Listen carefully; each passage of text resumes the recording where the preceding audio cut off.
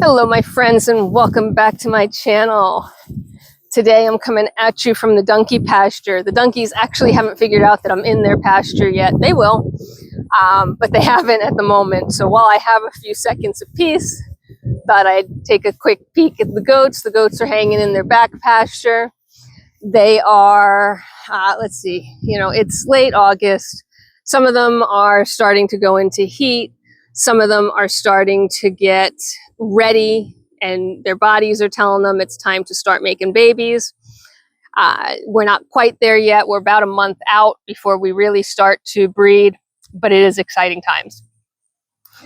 Here comes Miss Fanta, kind of wrapping up the end of the group. There she is. She's looking much better. The last time I had her up on the stand, I talked to you guys about the fact that I thought she was too thin. Her body condition was rough, and I was a little concerned about her. We did worm her, and she is already packing the weight back on. So, yep, she had a parasite overload and needed to be addressed. We've addressed it. She just got her second dose to sort of double down on it. So she's looking fabulous, actually. She's looking much better, and she's actually feeling better. You can tell she's a little bit more spry. And she's hanging with Emma, our other old lady. Emma doesn't have the same issues yet. Her body condition is still pretty good. And, Emma, of course, has more coat than Fanta ever had. So anyway, hanging with the goats down here for a second and thought I'd talk about the weather. Yes, I talk about the weather all the time. I know you're sick of it. But the weather's been really weird, right? And it's an interesting time of the year.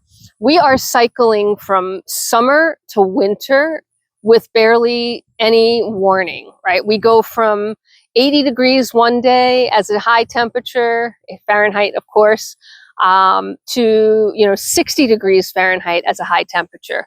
We haven't quite had frost yet in the mornings, but we have had some mornings that have been in the 40-degree Fahrenheit range, and that's getting awful close to frost. It's August. We shouldn't really be there yet. But it's a swing. Yesterday was cooler. Today is warmer. The next couple of days are going to be warmer, and then we're going to drop 15, 20 degrees overnight and stay dropped for 4 or 5 days. It's not terribly unusual for New Jersey fall, but it's cycling fast and it's cycling earlier. This is more September weather than it is late August weather. And yes, you're like, well, September's only a couple weeks away, but I mean like late September weather. So what do the animals do in that situation, right? Their signals are getting kind of weirdly crossed. We're seeing it in the wildlife too, right? They don't know whether they're in panic mode, it's fall and winter's coming and pack on pounds, or if they're in it's late summer, early fall mode where it's time to breed and get pregnant and do their thing. It's very noticeable with the girls. The girls are grazing and kind of focused on eating much more than they usually are. That's that winter pack on the pounds thing. They're also doing that a little bit because they're prepping to be carrying babies. And even our old gals who will not ever be carrying babies are doing the same thing. The pigs are doing that a little bit. They're taking advantage of the last summer and late summer grasses. But at the same time, while they're doing that, right, fat is insulation. Packing on those pounds is insulation and sustenance for them in the leaner months, should they have been wild. They don't have lean months here because we supplement them with hay and everything else they need. So they don't really have lean months, but they're, Mother Nature tells them they're going to have lean months in the winter. But packing on the pounds when you're going to shoot the temperature back up to 90 degrees Fahrenheit, like we were in 88-degree Fahrenheit just the other day, it's hard on them, right? Then they're hot. Then they're hanging at the barn and they're trying to get the shade and they're lazy and they're miserable. It's the birds and the mammals are all the same way, right? Their coats, their feathers are all designed to protect them from heat. So they insulate them from the heat of the day and the heat of the summer. And they also protect them from the cold. They insulate them from the cold. They essentially keep the body temperature stable no matter what the external temperature is. Sounds amazing. Wish I could do that.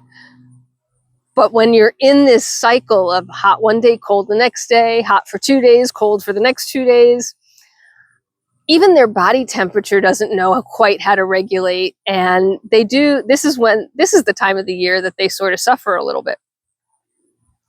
It's not terrible. They don't look like they're really suffering, do they?